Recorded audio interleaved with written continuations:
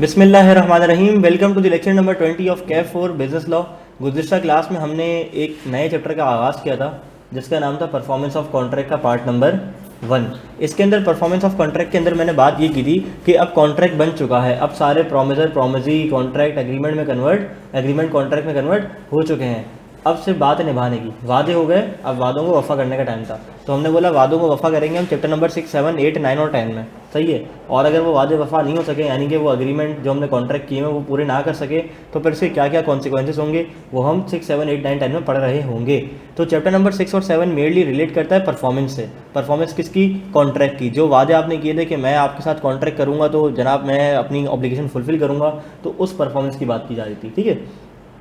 Class का आगाज़ करते ही हमने बात की कि परफॉर्मेंस किसे कहते हैं। परफॉर्मेंस का मतलब होता है परफॉर्म करना। परफॉर्म करना क्या? परफॉर्म करना कॉन्ट्रैक्ट को। परफॉर्मेंस कितनी तरह से होती है बताओ? 2 तरह से होती है। कैसे कैसे? एक्चुअल परफॉर्मेंस और अटेम्प्टेड परफॉर्मेंस।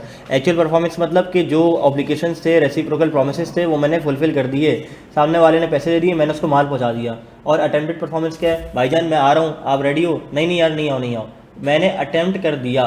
फिर मैंने कहा था इस अटेम्प्टेड परफॉर्मेंस को टेंडर भी कहते हैं और ऑफर ऑफ परफॉर्मेंस भी कहते हैं। इसी से हमने आगे बात चलाई और हमने ऑफर ऑफ परफॉर्मेंस से कुछ एसेंशियल्स पढ़े कि अगर मुझे किसी को ऑफर ऑफ परफॉर्मेंस देनी है तो उसके लिए क्या आदाब हैं। अनकंडीशनल होनी चाहिए, ये नहीं भाई पहले ट्रीट दो या फिर मैं आऊँगा, ठीक है, या पहले मुझे एडवांस भेजो फिर मैं निकल के आऊँगा। प्रॉपर टाइमिंग पे होना चाहिए, प्रॉपर लोकेशन पे होना चाहिए, अश्योरेंस ऑफ फुलफिलमेंट होना चाहिए, उसकी हालत देख के लगता हो कि वो काम कर सकता है। याद है पेंटर वाली मिसाल? फिर हमने कहा था लास्टली अपॉर्चुनिटी फॉर इंस्पेक्शन। हमने उसको पूरी अपॉर्चुनिटी देनी है कि वो इंस्पेक्ट कर सके जो माल उसने मंगवाया था वही है या नहीं। इसको हमने क्या कहते हैं? इसको हम कहते हैं अपॉर्चुनिटी फॉर इंस्पेक्शन। डन।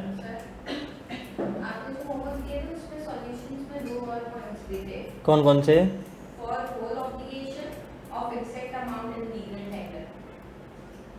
जबा देखता हूँ क्लास के बाद, ठीक है, क्लास के बाद देखता हूँ, क्लास के बाद बताता हूँ। मुझे ज़रा आंसर दिखा दो। देखो हाँ, तो वो ऐड कर लो। देखो आई कैप के आंसर का मतलब ये होता है कि सजेस्टेड आंसर है, जो कि किताब से इवन बाहर भी हो सकता है। किताब के कंटेंट के अलावा भी आई कैप डाल देता है कुछ चीज़ें। तो मैं कहता हूँ कि अगर कोई चीज़ तुम्हें आई कैप के आंसर में नहीं मिले, बैठ जाओ, मसला नहीं है। अगर कोई नई चीज़ तुम्हें आई कैप के आंसर में मिले तो उसको अपने नोट्स में ऐड कर लिया करो। लेकिन जितना हमने पढ़ा है, जितना आई कैप की किताब में लिखा है, उतना ही आप रिप्रोड्यूस करके आते हो, मोर देन इनफ, नंबर पूरे मिल जाएंगे। बात समझ आ रही है? सजेस्टेड आंसर का मतलब हरगिज़ बेंच मार्क आंसर नहीं होता। सजेस्टेड आंसर का मतलब होता है कि ये सजेशन आई कैप की तरफ से कि यार ये ऐसा आंसर मुनासिब है। बात समझ आ रही है? तो जो कोई एडिशनल पॉइंट्स मिला करें वो नोट्स में आप लिख सकते हो। डन है? पक्की बात है। चलो हम बढ़ते हैं आगे। फिर हमने कहा था जनाब कि अगर इफेक्ट ऑफ रिफ्यूज़ल हो जाए to accept the offer of performance तो फिर क्या होगा? Promisor not responsible for the non performance और promisor retain the right for compensation और कैंसिलेशन। ऐसा ही था। चलो जी, फिर हमने बात की थी कि अगर कोई स्पेशल नेचर का कॉन्ट्रैक्ट हो तो फिर वही बंदा परफॉर्म करेगा जिसका था, और अगर कोई स्पेशल नेचर का नहीं है तो फिर जो लीगल आयर्स हैं जिनके पास बिजनेस चला गया है वो कॉन्ट्रैक्ट परफॉर्म करेंगे। तेज जा रहा हूँ, समझ आ रहा है ना? रिवीजन करवा रहा हूँ कल की क्लास का। ओके, ये भी पढ़ लिया था। उसके बाद सवाल दिए थे, सवाल नंबर 1, 2, 3, 4, ठीक है। उम्मीद करता हूँ आप लोगों ने कर लिए होंगे। डन? पक्की बात है। चलो इमाम साहब तिलावत कर दें।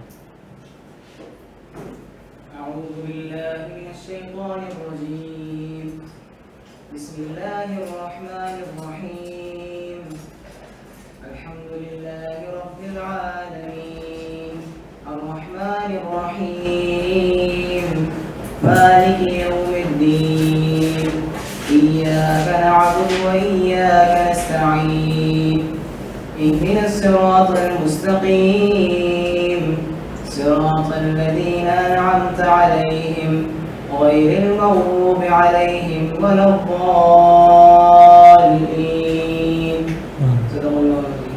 जज़ाकल्लाह खैर भाई। अच्छा जी, अब हम पढ़ने जा रहे हैं एप्रोप्रिएशन ऑफ पेमेंट। मैं उम्मीद करता हूँ कि ये टॉपिक जो हम पढ़ने जा रहे हैं ना अभी, ये सब तुम सबको बहुत पसंद आने वाला है। क्यों? क्योंकि अकाउंटिंग कॉस्टिंग करते रहते हो, ठीक है, मल्टीप्लाई डिवाइड करते रहते हो, यहाँ भी वही करना है। तो बिजनेस लॉ में क्या वही है। अच्छा सर, ये फ्यूचर कॉन्ट्रैक्ट के लिए है ना, जो कॉन्ट्रैक्ट प्रेजेंट में ही हो जाए फुलफिल, उनके लिए तो नहीं है। नहीं, जो कॉन्ट्रैक्ट फुलफिल हो गया वो तो कॉन्ट्रैक्ट एग्जीक्यूट हो चुका है, ख़त्म हो चुका है। मैं तो उन कॉन्ट्रैक्ट की बात कर रहा हूँ जो मैंने कॉन्ट्रैक्ट परफॉर्म करने हैं, फ्यूचर कॉन्ट्रैक्ट नहीं। मतलब वो कॉन्ट्रैक्ट बन चुके हैं, अब उसकी परफॉर्मेंस का टाइम है। बात समझ आ रही है?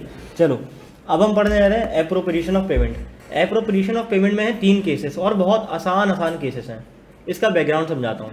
देखो अक्सर औकात होता ये है कि जब कोई कंपनी टू कंपनी या पर्सन टू कंपनी या बिजनेस टू बिजनेस समझो ट्रांजैक्शन हो रही होती हैं, तो वो बहुत सारी ट्रांजैक्शन हो रही होती हैं। अगर मैं माल मंगवा रहा हूँ तो हो सकता है मैं बल्क क्वांटिटी में माल उठा रहा हूँ। मिसाल के तौर पे अगर मैं ARTT में बैठा हुआ हूँ और मैं ARTT की बात करूँ और ARTT की मिसाल समझाऊँ तो आपको ज़्यादा आसान समझ आएगी। कैसे? हम आप लोगों को बुक्स भी दे रहे होते हैं कि जिसने बुक्स परचेज़ करनी है वो जाके बुक्स परचेज़ कर ले, ठीक है। अब ये बुक्स भी तो हमने किसी से प्रिंट करवाई होंगी, ठीक है, इसकी भी तो हमें कोई कॉस्ट पीछे पे करनी होगी पब्लिशर को, ऐसा ही है। अब होता ये है कि हमने डिमांड की यार कॉस्टिंग की 20 किताबें भिजवा दो, उसने कॉस्टिंग की 20 किताबें भिजवा दी। फिर मैंने कहा यार MFA की 50 भिजवाओ, उसने भिजवा दी। मैंने कहा C लॉ की भी 20 भिजवा दो, यार B लॉ की भी 50 भिजवा दो। वो भिजवाता गया। अब मैं उसने बोला यार उधर भाई पेमेंट रिलीज़ कर दो। मैंने कहा ठीक है, मैंने पेमेंट रिलीज़ कर दी।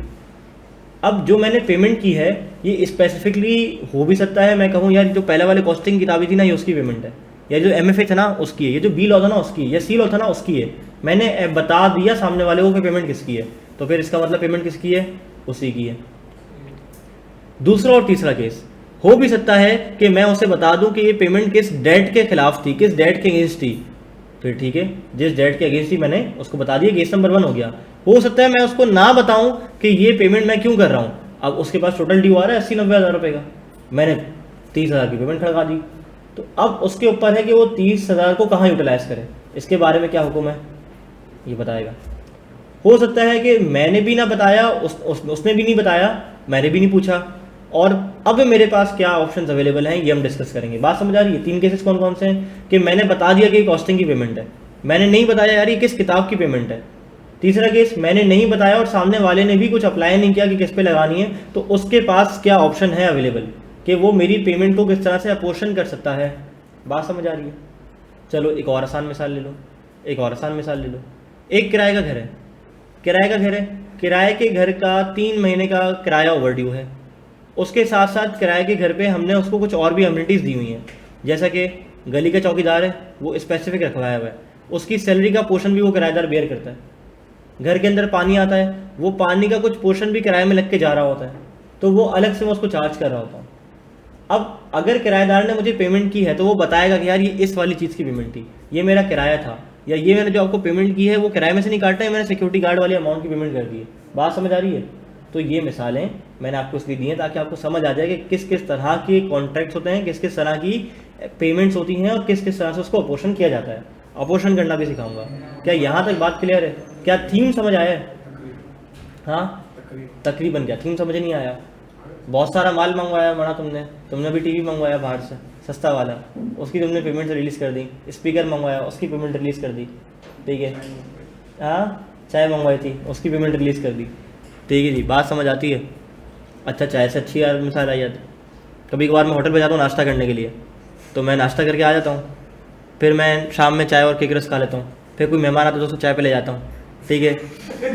हंस रहे हो यार, आप ले जाते हो, ठीक है। तो इस तरह से बहुत सारी मैं पेमेंट्स मेरी जमा होती जाती हैं होटल की। अब लेट से मेरा बिल बना एक दिन बीच में 740 तकरीबन एक्यूमुलेट हो के, मैंने जेब से 500 रुपये निकाले, मौला ये लो 500 रुपये, 240 रह गए। अब जो मैंने 500 रुपये उसको दिए हैं वो उसने लम सम में रख लिए और 240 मुझसे ले लेगा। हो भी सकता था कि मैं उसको कहूँ यार ये जो 500 रुपये का ब्रेकअप है ना, ये वो अंडे पराठे, वो वाले नाश्ते, वो वाले केक रस, वो वाली चाय, और जो बाकी 240 रह गए जो मैंने अभी नाश्ता किया सुबह उसके बाद में दूंगा, ये भी हो सकता था। बात समझ आ रही है? तो बहुत सारी ट्रांजैक्शन हो सकती है, उसमें किस पेमेंट को किस जगह लगाना है वो बताना होता है। बात समझ आ रही है? चलो क्या चीज़ तो पहले से लिख लेना चाहिए था ना, मैं इतनी देर से तमीज़ बांध रहा हूँ, अब नहीं बता रहा मैं। चलो आगे बढ़ जाओ, नहीं चुप हो जाओ, देख लिया। चलो जी, केस नंबर 1 इसमें आ रहा है where date to be discharge is indicated, ठीक है। लेट से मिसाल लेते हैं हसन फरकान की, इनको बहुत मस्ती हो रही है आज, ठीक है। ये है हसन फरकान। क्या टांग ही बनाई? ये नीचे क्या यार ये स्टैंड जिस पे खड़ा हुआ है, ये इसके हाथ हैं। वो चीयर लीडर नहीं होते, वो जो आईपीएल में चौका लगने पे यूं यूं कर रही होती हैं, ठीक है ये, ठीक है उसको मैंने बना दिया ना, ठीक है। ये हसन फुरकान है। हसन फुरकान जाता है भाई, बात सुनो, हसन फुरकान आता है एआरटी। हसन फुरकान को चाहिए 3 सब्जेक्ट, सीएमए। ओए यार ये वाला आईपैड का एरिया ना, मैं मस्ती कर रहा आज। सीएमए, ठीक है, FAR1, ठीक है, और बी लॉ।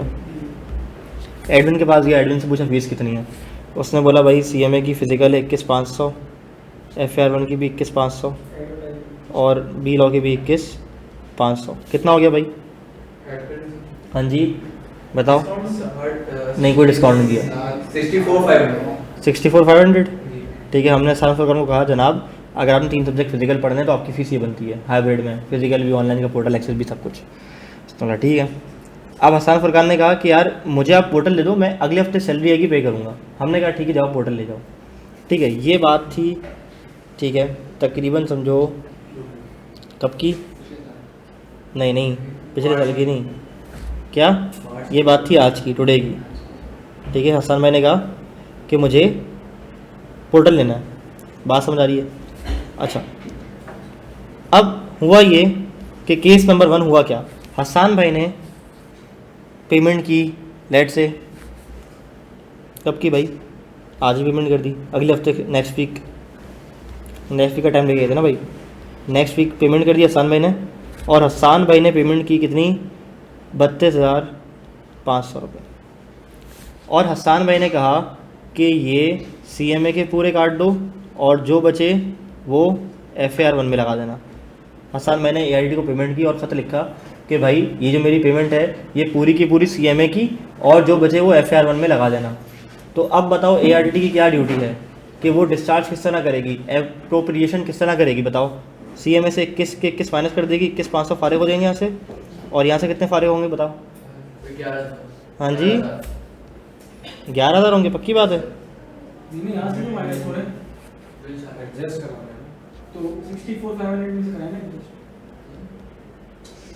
मैंने कहा case number 1 where the date to be discharge is indicated. Hasan Furqan ने कह दिया कि जो मैंने 32,500 आपको पे किए हैं ये कॉस्टिंग के पूरे पूरे और जो बचे वो FAR1 में, तो मैंने कॉस्टिंग के पूरे पूरे कर दिए और FAR1 के जो बचे उसमें कर दिए। अब बताओ हसन फुरकान का बैलेंस कितना है? यहाँ 0 है, यहाँ कितना है? 10,500 ऐसा, और यहाँ कितने हैं? यहाँ 21,500 है। डन है। चलो केस नंबर 2 हसन भाई ने उससे नेक्स्ट वीक एक और पेमेंट करी। अच्छा ये बैलेंस कितना बनता है डरा बताना? 32 ये 32 बनता है, ठीक है। हसन भाई ने एक और पेमेंट की। अब हसन भाई ने जो पेमेंट की तो वो पेमेंट कर दी जनाब 20,000 रुपये की, और हसन भाई ने इंडिकेट नहीं किया कि ये किसकी पेमेंट है। हसन भाई ने इंडिकेट नहीं किया date to be discharged is not indicated, where the date to be discharged is not indicated। अब सामने वाली पार्टी के पास ऑप्शन है कि वो इसको किसी भी लॉफुल पेमेंट पे पोर्शन कर सकती है, एलोकेट कर सकती है, but not to the disputed date. Disputed date का केस क्या था? हुआ ये था कि जब हसन भाई पीआरसी में थे ना, पीआरसी में थे तो पीआरसी में इन्होंने एक दफ़ा आके काउंटर पे फ़ीस भरी, काउंटर की फ़ीस भर दी और क्लियर कर दी। इनकी फ़ीस थी 80,000, इन्होंने भर दी 80,000, ठीक है। लेकिन हमारे रिकॉर्ड में आ रहे हैं कितने? 75,000। जब ये कैफ़ की फ़ीस जमा कराने के लिए आए, बैठ जाओ बस बुलाता हूँ, जब ये कैफ़ की फ़ीस जमा करने के लिए आए तो एआईटी ने रिकॉर्ड में जाके चेक किया और कहा यार तुम्हारे तो 75,000 रुपये आए हैं, तुम्हारे 5,000 भी बाकी हैं। उसने कहा नहीं मैंने 80,000 दे दिए। बोला नहीं तुमने नहीं दिए। बोला भाई सबूत दिखाओ। बोला भाई सबूत तो नहीं है, स्लिप नहीं है मेरे पास। अब हमारे पास भी डॉक्यूमेंट्स का रिकॉर्ड नहीं, तुम्हारे पास भी रिकॉर्ड अवेलेबल नहीं। अब हम कह रहे हैं कि यार हमारे रिकॉर्ड में 75 है, तुम कह रहे हो नहीं मैंने 80,000 रुपये पे किए हैं, तो हमारा 5,000 का क्या पड़ गया? डिस्प्यूट। तो वो कह रहा है कि where the date to be discharge is not indicated. जब हसन ने पेमेंट की, अगली पेमेंट कितनी की बताओ? 20,000 रुपये की, और हसन ने इंडिकेट नहीं किया कि ये पेमेंट किस पे अपोर्शन करनी है, तो सामने वाली पार्टी के पास यानी कि ARTT के पास ये ऑप्शन है कि ये किसी भी लॉफुल डेट पे लगा सकती है, लेकिन डिस्प्यूटेड डेट पे नहीं लगा सकती। मुझे बताओ अब ARTT ने क्या किया। ARTT को जो कितने मिले भाई, 32,500 मिले ना, नहीं 20,000 रुपये मिले। अब ARTT ने सोचा कि इसके ड्यूज़ आ रहे हैं 10,500 आ रहे हैं, किस में बोलो भाई, R1 में आ रहे हैं, बीलो में कितने आ रहे हैं, बीलो में आ रहे हैं 21,500। ARTT ने कहा एक काम करते हैं कि हम बीलो को R1 को ऐसे देते हैं, हमारी मर्ज़ी, तो हम एक काम ये कर लेते हैं कि 20,000 निकालते हैं इसमें से, ठीक है, और इसमें से निकाल लेते हैं कितने बोलो भाई, 1500, ऐसा नहीं, कुछ भी नहीं, इतनी पेमेंट थी। चलो अच्छा दोबारा बताता हूँ। मैंने कहा where the date to be discharge is not indicated, उसने बताया ही नहीं कि मेरी 20,000 की पेमेंट किस जगह पोर्शन करनी है, किस जगह एलोकेट करनी है। तो ARTT के पास ऑप्शन है कि ये किसी भी लॉफुल डेट पे इसको अपोर्शन कर सकती है, but not to the disputed date. अब ARTT की मर्जी, ARTT ने बोला चलो भाई सही है, ये 21,500 थे ना, ऐसा ही था, 21,500 रहते थे, तो 20,000 हम FR1 पे लगा रहे हैं, तो 1,500 रुपये मेरे रह गए इसके, और 10,500 रह गए इसके। ARTT की मर्जी कि वो किस भी डेट पे अपोर्शन कर ले इसको, but not to the disputed date. Done, दो केस समझ आ गए। नंबर 1 बताओ, जब सामने वाले ने बता दिया कि इसको किस जगह एलोकेशन करनी है। नंबर 2 केस क्या था, जब सामने वाले ने नहीं बताया कि इसको कहाँ एलोकेट करना है, तो मेरे पास ऑप्शन है कि मैं इस पेमेंट को कहीं भी अपोर्शन कर सकता हूं, but not to the disputed date. बात समझ आ रही है? डिस्प्यूटेड डेट वाली बात दोबारा बताता हूँ। ARTT ने अपने रिकॉर्ड में हसन फुरकान का CRN सर्च किया और पता चला कि इसके PRC के 5,000 रुपये रहते हैं। इन्होंने बोला भाई कि आप 5,000 रुपये जमा करा दो, आपके ड्यूज़ क्लियर नहीं है। इसने बोला भाई मेरे ड्यूज़ क्लियर हैं। उसने बोला मैंने कैश में पेमेंट की थी। बोला लाओ स्लिप दिखाओ। बोला स्लिप नहीं है मेरे पास। आप अपने रिकॉर्ड में चेक करो। वो अपने रद्दी वाले को भेज दिए। अब दोनों के पास रिकॉर्ड ही नहीं और दोनों का डिस्प्यूट चल रहा है। दोनों के ऑफिशियल रिकॉर्ड में, इसके ARTT के रिकॉर्ड में आ रहा है कि 5,000 रुपये हसन फुरकान से अभी भी लेने हैं। तो जब यहाँ एक डिस्प्यूट खड़ा हो गया तो 5,000 रुपये कौन सी अमाउंट हो गई? डिस्प्यूटेड अमाउंट हो गई। बात समझ आ रही है? तो डिस्प्यूटेड डेट के ऊपर आप एलोकेट नहीं कर सकते। बात समझ आ गई? पक्की बात है, डन सीन है। चलो तकरीबन क्यों बोलते, तो हटा देते यार। सही हुआ है। चलो केस नंबर 3। केस नंबर 3 समझो, फिर मैं आपकी मुलाकात करवाऊंगा एक मेहमान से। चलो केस नंबर 3। केस नंबर 3 क्या है? केस नंबर 3 है neither party makes an appropriation. यानी कि केस नंबर 3 ये रहा मेरा, neither party makes an appropriation. यानी कि जब अगली पेमेंट मेरे पास आई, इसी मिसाल में कितनी पेमेंट रह गई इसकी टोटल? ये रह गए मेरे पास 12,000 ना, 12,000 रह गए। अब केस नंबर C में neither party makes, neither party वाला केस है, सही है, neither party makes appropriation. Done.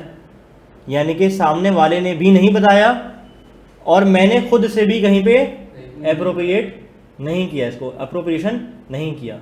तो अब वो कहता है कि आपने डेट डिस्चार्ज करने हैं इन ऑर्डर ऑफ टाइम। बहुत बारीक बात कह रहा हूँ, दोबारा गौर से सुनो।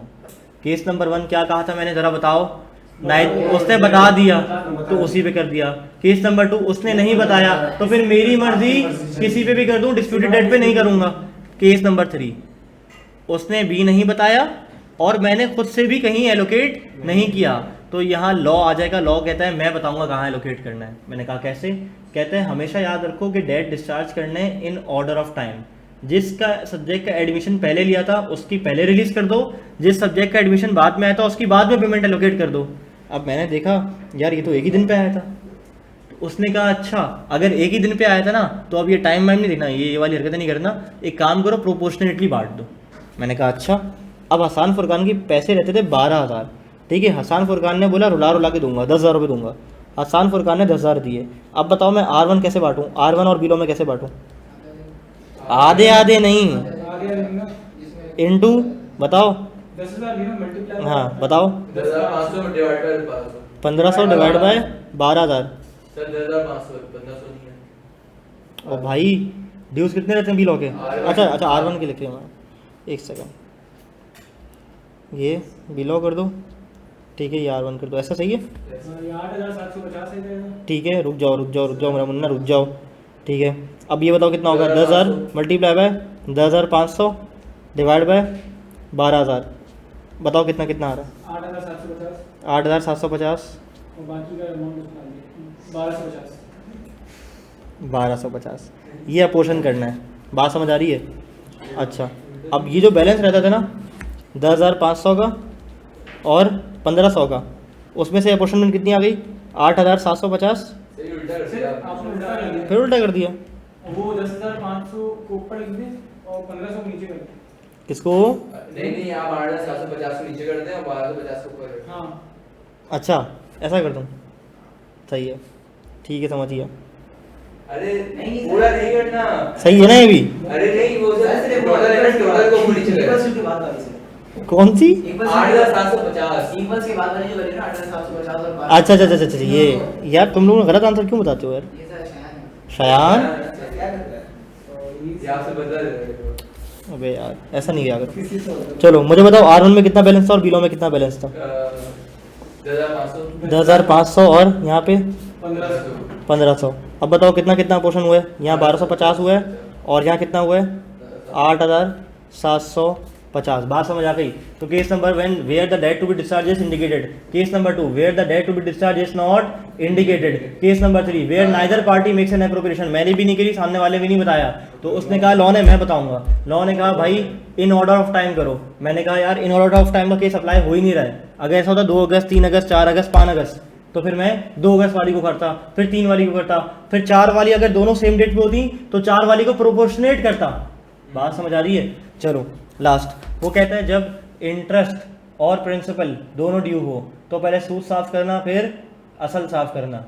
ये कैसे भाई? कभी किसी घर में अल्लाह न करे खुदा ना खासा किसी ने क्रेडिट कार्ड इस्तेमाल किया हो तो वहाँ देखो, अगर आप क्रेडिट कार्ड की पेमेंट 40-45 दिन में नहीं करते तो वो सूद चार्ज करता है।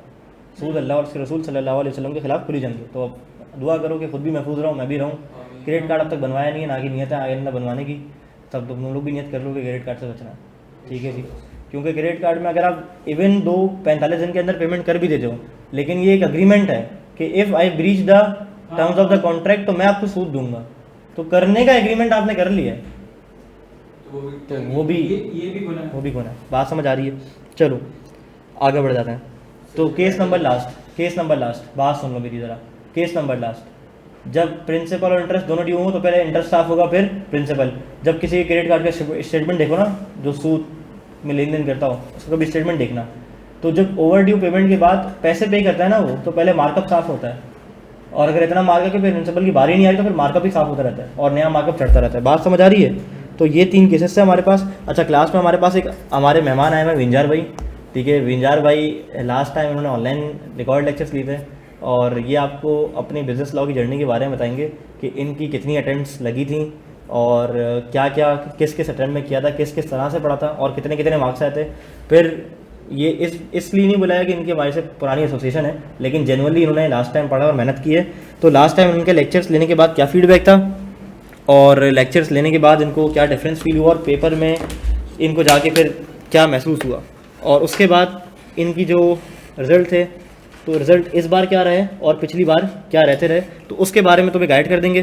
डेफिनेटली कुछ ना कुछ हर टाइम में गलतियाँ भी होंगी, तो वो कौन सी गलतियाँ जिससे अवॉइड करना है और वो कौन से काम है जिसको करना है, तो फिर आपका इंशाल्लाह पेपर निकल जाएगा। तो अपने में से ही किसी बंदे के साथ की बात सुनोगे ना तो इंशाल्लाह थोड़ा सा ज़्यादा फाक हो जाएगा। विंजार भाई आ जाए भाई, तालियां हो जाए भाई के लिए।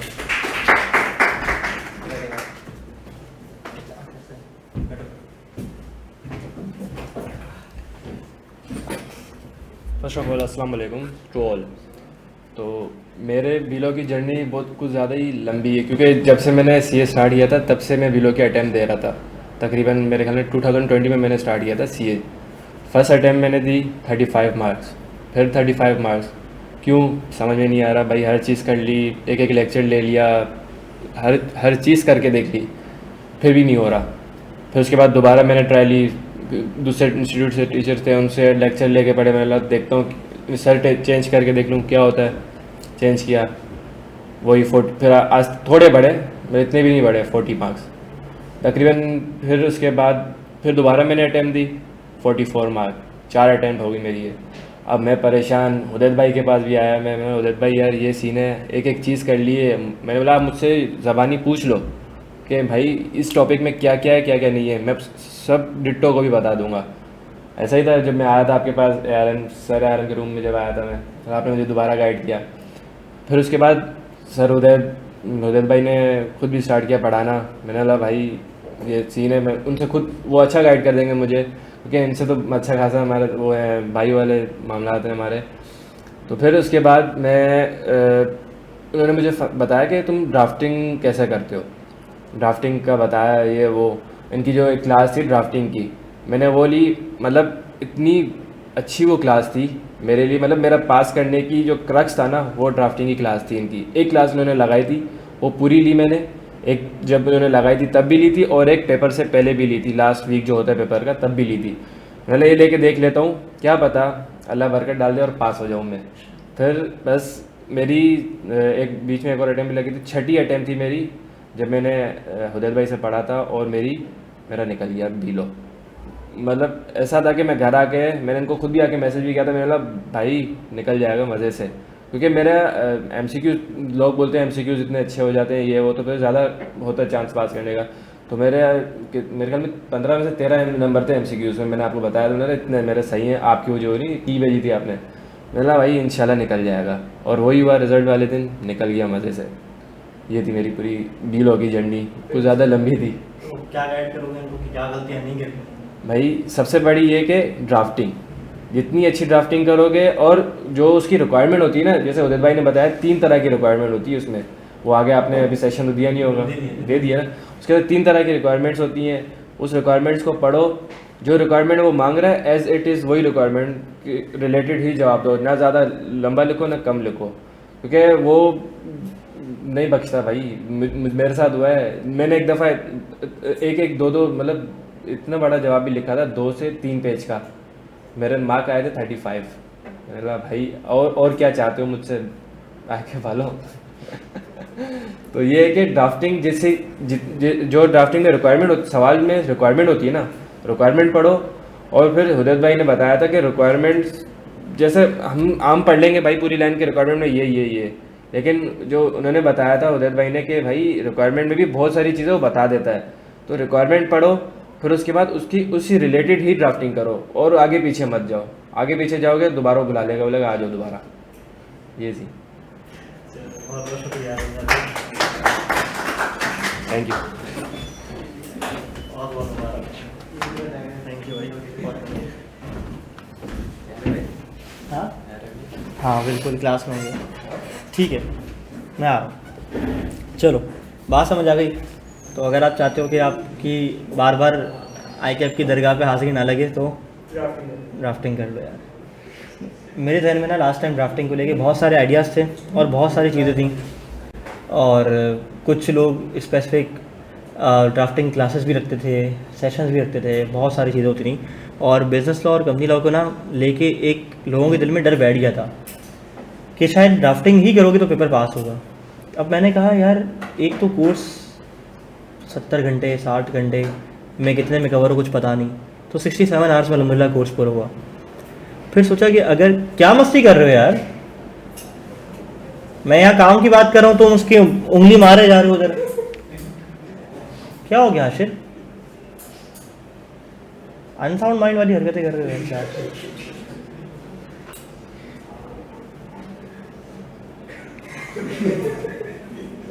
मूड ख़राब कर देते हो। चलो, तो कोर्स वैसे ही कितने घंटों में होना था पता नहीं था, तो 67 to 70 आवर्स मेरे क्लास में बिज़नेस लॉ में लगे। अब मैं सोचता था कि मैं जिस चीज़ के ख़िलाफ़ हूँ कि 100 घंटे में 120 घंटे में बिज़नेस लॉ का कोर्स ना पढ़ाया जाए, तो वो मैं 70 घंटे पे ले आया हूँ। अगर मैं इनको ड्राफ्टिंग भी कराता रहूँ, बैठ के एक करता रहूँ चीज़, और ड्राफ्टिंग की क्लास लगा के इनका टाइम ज़ाया करूँ, तो कितना ही मुश्किल काम है। 20-30 घंटे 15-20 घंटे और लग जाएंगे। क्यों ना वन टाइम एक ऐसी दवा बना दूँ कि जो तुम लो और तुम्हारा काम हो जाए। तो बस अल्लाह ने दिमाग में डाली कि ड्राफ्टिंग की एक मास्टर क्लास रख दो। नाम भी बहुत बाद में रखा, पहले आइडिया आया, रिसर्च करी बैठ के कि मैं ड्राफ्टिंग में लीगल ड्राफ्टिंग कैसे कैसे करा सकता हूँ। फिर वो IRAC मेथड मुझे मिला, उसके ऊपर स्लाइड्स बनाई, फिर उसको समराइज़ करने के लिए वो रेलेवेंट लीगल प्रोविजन वाली चीज़ मैंने एंड में लगाई, और एक एक लफ्ज़ के ऊपर ICAP के पास पेपर को पढ़ के कि वो रिक्वायरमेंट में पूछ क्या रहा है, identify, explain, evaluate, discuss, briefly explain, ठीक है जी। तो एक एक लफ्ज़ के ऊपर तशरीह पड़ी कि इसका मतलब क्या होता है। ये खुद सीखा है, कहीं से सीखा सिखाया नहीं आया, खुद सीख के नोट्स बनाए, उसको स्लाइड्स में कन्वर्ट किया, फिर तुम लोगों के पास लेकर आया। और यकीन मानो विंजार भाई ने बिल्कुल सही बात की कि अगर वो एक बार कर लिया ना तो मुझे अलग से ड्राफ्टिंग की क्लास लगाने की ज़रूरत नहीं पड़ेगी। खुद लिख रहे हो, अच्छा लिख रहे हो, बहुत अच्छा लिख रहे हो। अभी भी जो लोग ड्राफ्टिंग चेक कराते हैं बहुत रीज़नेबल लिख रहे हैं। तुम ड्राइंग बना रहे हो, सुन रहा था बहुत बेहतर लिख रहे हो। तो इसी को पॉलिश करना है। और किसी को अगर एक बार ड्राफ्टिंग की क्लास लेके समझ नहीं है, दोबारा देख ले, शर्माने वाली बात नहीं है, समझ आ जाएगा। ड्राफ्टिंग क्लास की नोटिंग नहीं की तो नोटिंग कर लो। और फिर जब आंसर सॉल्व करो और समझ नहीं आया कि क्यों नहीं हुआ सही, तो देखो रिक्वायरमेंट में पूछा गया था, मैंने क्या लिखा है, एग्जामिनर कमेंट क्या थे। ये एक्सरसाइज खुद करनी पड़ेगी। वीडियो सॉल्यूशंस के लिए मैं हाजिर हूँ, सारी चीज़ें डिस्कस भी करते हैं क्लास में कॉन्सेप्ट, और वीडियो सॉल्यूशंस के थ्रू भी तुम्हारे पास पहुँच रही है। अब क्या है, अपनी मेहनत है, वो तुमने खुद करनी है। बात समझ आ रही है? चलो ऑनलाइन वाले हज़रात, क्या आपको मेरी बात दिल में उतर रही है? काश कि तुम्हारे दिल में उतर जाए मेरी बात। चलो, where the date to be discharge is indicated, पढ़ लो एग्जाम्पल। तो जो आए थे अभी, हाँ। उनके सारे लोग पास हो गए, सिर्फ बिल वाले गए। मेरे ख्याल से हो गया क्या? मास्टर क्लास कहाँ मिलेगी? परचून की दुकान है मार्केट में नर्सरी की, उसके बाद जाके बोलो मास्टर क्लास की लिंक दे दो, तो भाई यूट्यूब पे मिलेगी, पोर्टल पे मिलेगी, और कहाँ मिलेगी? ठीक है, ग्रुप में शेयर हो चुकी है बहुत मरतबा, दोबारा हो जाएगी। मुझे लगता है मुझे हर चैप्टर में एक बार बताना पड़ेगा क्लास का, ताकि लोग जो जाग रहे हैं आहिस्ता आहिस्ता, ऐसा ना हो पेपर के एंड पे कोई पूछे यार ड्राफ्टिंग की क्लास की कब पढ़ाई सर ने, ठीक है, तो मुझे बताना पड़ेगा इसको। ठीक है जी, ग्रुप में आप पिन कर दो। चलो कर देंगे, ठीक है। पढ़ ली example, where the date to be discharge is indicated. Example number 2, where the date to be discharge is not indicated. तू मेरे से प्यार करती है या नहीं करती, मेरे को बता दे।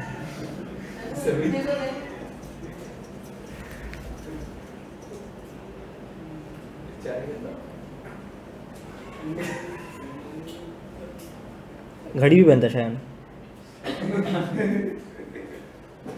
इतने पैसे नहीं। लास्ट वाली कौन सी?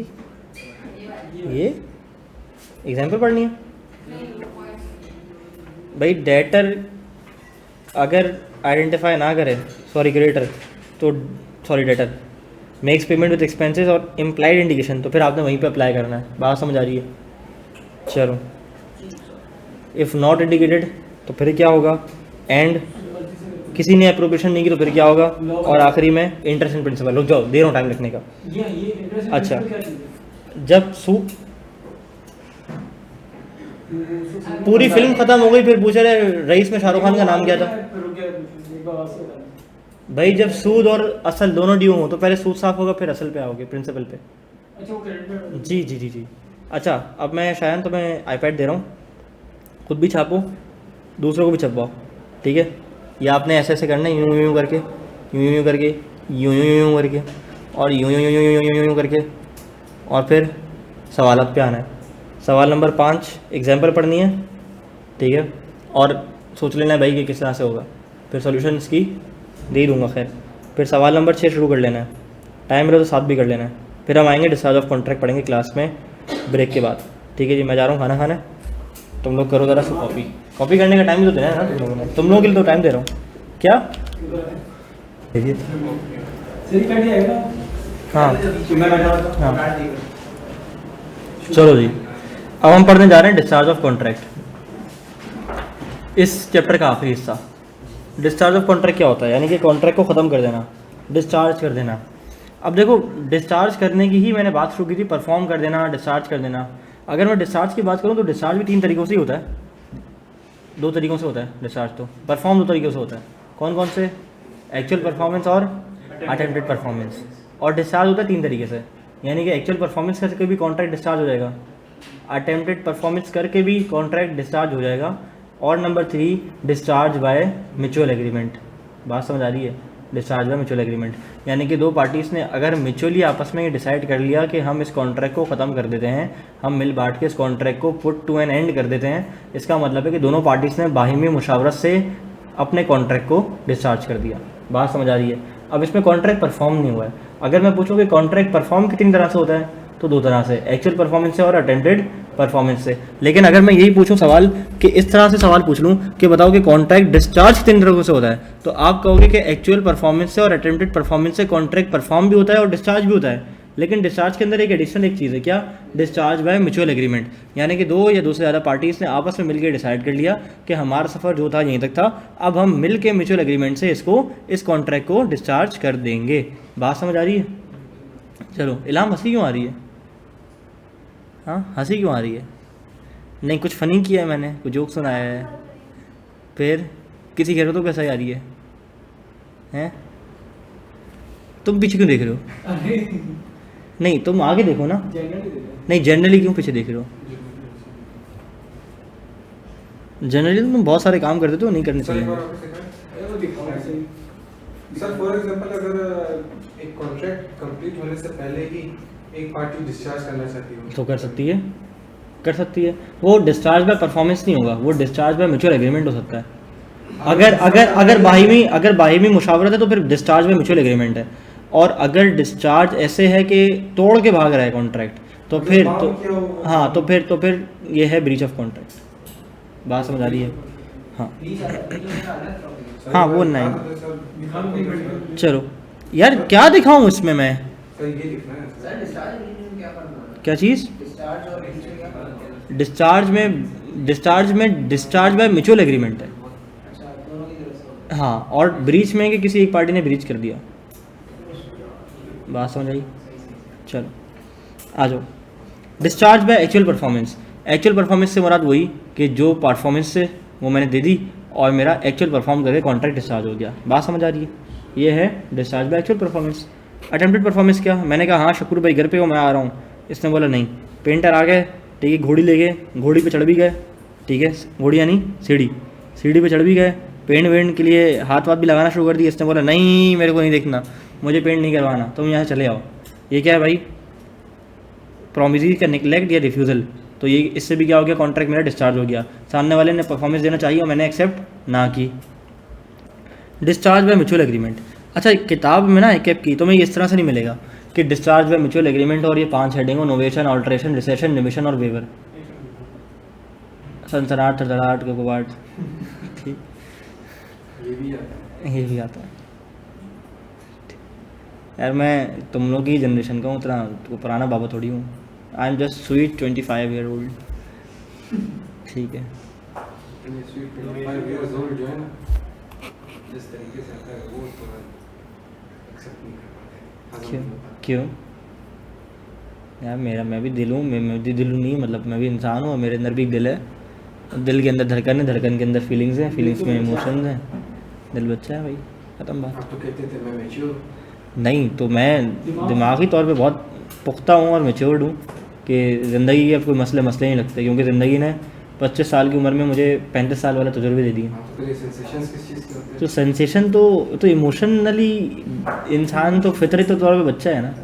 तो अब अगर कोई 40 साल वाला आदमी 50 साल वाला बूढ़ा है तो वो उसको किसी खुशी भी नहीं होती। बच्चों वाली कौन सी? 40 के बाद वैसे इंसान जो है ना वो बच्चा बन जाता है।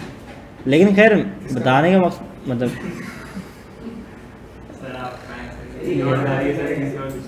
ये जिस दिशा में लेके जाना चाह रहे हैं उस दिशा में मैं जा नहीं रहा, और ये मुझे खींच के उस दिशा में लेके जाना चाह रहा है। मैं समझ रहा हूँ समीउल्लाह की कहते हैं। समीउल्लाह की मेरे पास एक वीडियो आई है हॉस्टल की, हमारे पास पूरी लाइफ पड़ी है, देख ले भाई। चलो सर, यहाँ अभी एक सवाल 3 दफ़ा भेज दिया, रुक जाओ सर। यहाँ ओनली प्रोमिसर की परफॉर्मेंस पर ज़्यादा फोकस किया गया है, प्रोमिसर भी तो लायबल है परफॉर्म करने के लिए। हाँ बिल्कुल ऐसा ही है भाई।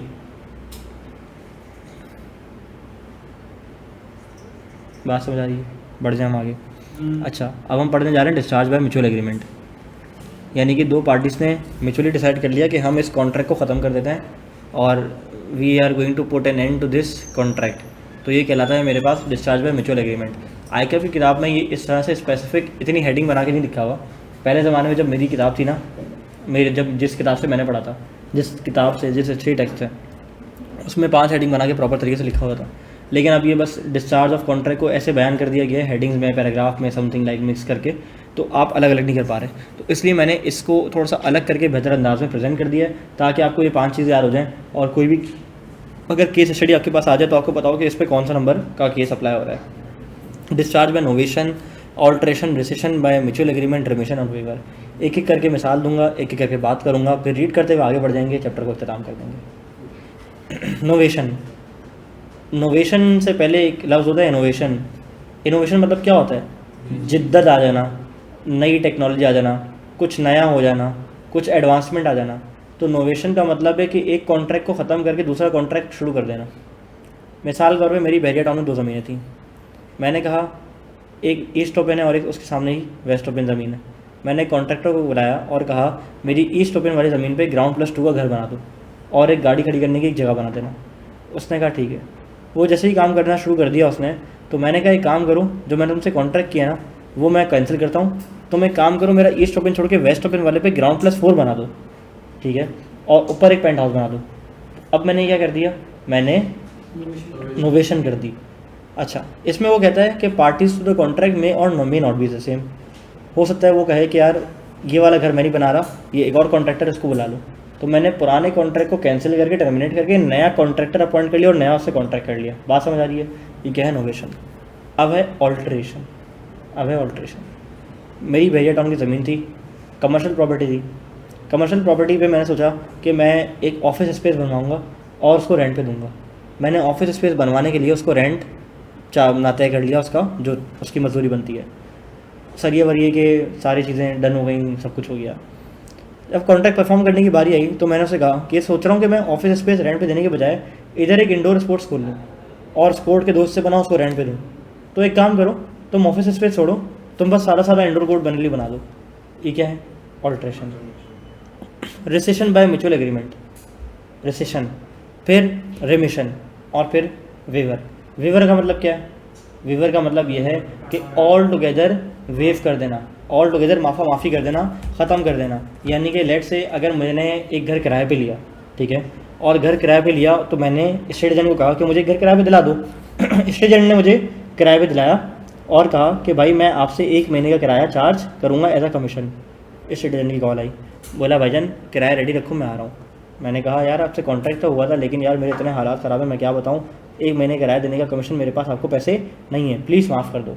उसने क्या किया, मेरा वेव कर दिया। यानी कि जो उसके ऊपर ड्यू था मेरा अमाउंट, मतलब मेरे ऊपर जो ड्यू था उसका अमाउंट उसने मुझे ऑल टुगेदर वेव कर दिया। That is called waiver. अब नोवेशन, ऑल्ट्रेशन, रिम और वेवर ज़रा एक मरतबा पढ़ लो, कोई मसला हो तो पूछो किसी चीज़ में।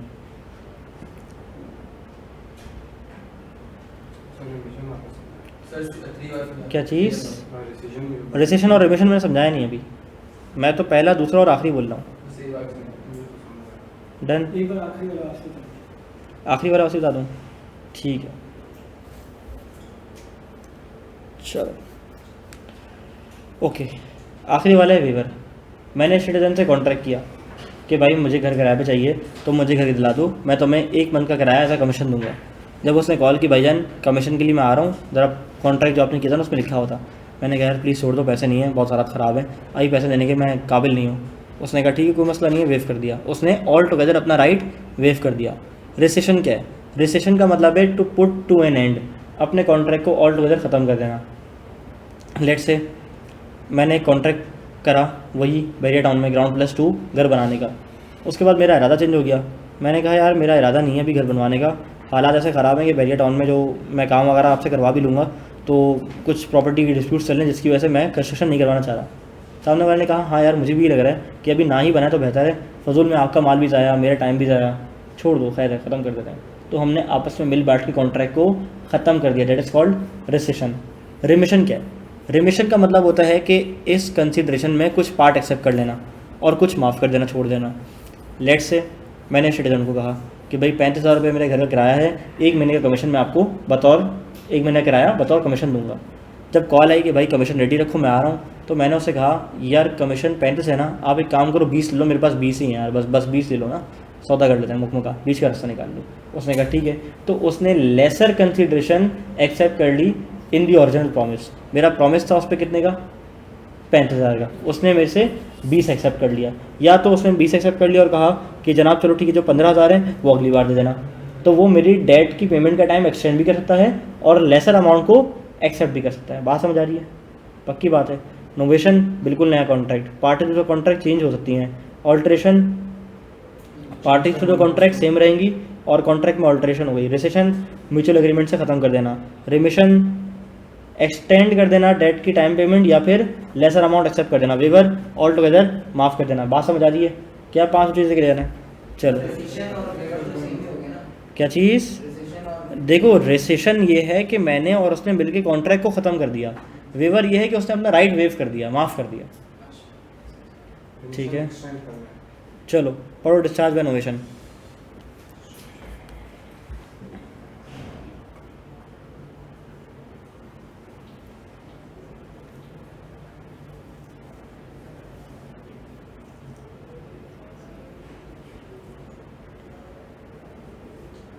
डन। Release type नहीं? पढ़ो एग्जाम्पल।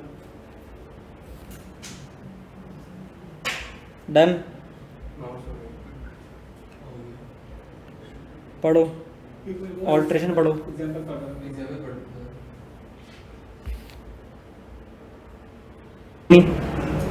क्योंकि ये तो टाइम बढ़ा रहा है, उल्टा एक्सटेंड कर रहा है लीस्ट टर्म। डन। चलो अब एक काम ये करते हैं कि वेवर पढ़ लो।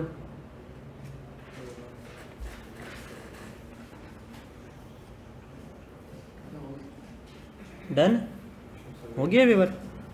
चलो वेवर के बाद मेरे पास कुछ आ रही हैं कल इम्पॉसिबल एक्ट्स। इम्पॉसिबल एक्ट्स में इनिशियल पॉसिबिलिटी, सुपरवीनिंग इम्पॉसिबिलिटी सब कुछ आ रहा है और फिर हमने कुछ पास्ट पेपर का एक आध सवाल डिस्कस करना है। ठीक है जी। तो कल की क्लास बस बहुत मुख्तसर से लगेगी, तकरीबन कोई आधे घंटे 35 मिनट की क्लास लगेगी। तो अब बता दो क्या करना है। कहोगे तो आधे घंटे 35 मिनट की क्लास ला के इम्पॉसिबिलिटीज़ पढ़ा दूँ या तो ये लेक्चर तुम्हें दे दूँ, पढ़ा दूँ? बस पढ़ा देता हूँ, पढ़ा देता हूँ। 4 से पहले लगेगी, लेकिन क्लास लगेगी सिर्फ 45 मिनट की बिजनेस लॉ की, कोई मुश्किल नहीं है उसमें। Initial impossibility, supervening impossibility discuss करनी है, उसकी कुछ एग्जांपल्स नोट से पढ़ानी है, जिसके लिए मैंने नोट्स दोबारा रीअपलोड किए हैं। खास तौर पे मैंने ICAP के सवालों को देख के मुझे एहसास हुआ कि तुम लोगों को वो चीज़ पढ़ाना थोड़ी सी ज़रूरी है। वो चीज़ थोड़ी सी दिमाग में बैठाऊंगा ताकि उस पर सवाल है तो फंसो नहीं एग्जाम में इंशाल्लाह। वो पढ़ा दूंगा टेबल पढ़ाने के बाद इंशाल्लाह कल एक आध 2 सवाल डिस्कस करेंगे क्लास में। बाकी फिर इंशाल्लाह लास्ट लेक्चर हमारे पास पोर्टल पे आएगा। आज की क्लास को यहीं तक रखते हैं, इंशाल्लाह अगली क्लास में मुलाकात होती है। अस्सलाम वालेकुम। चलो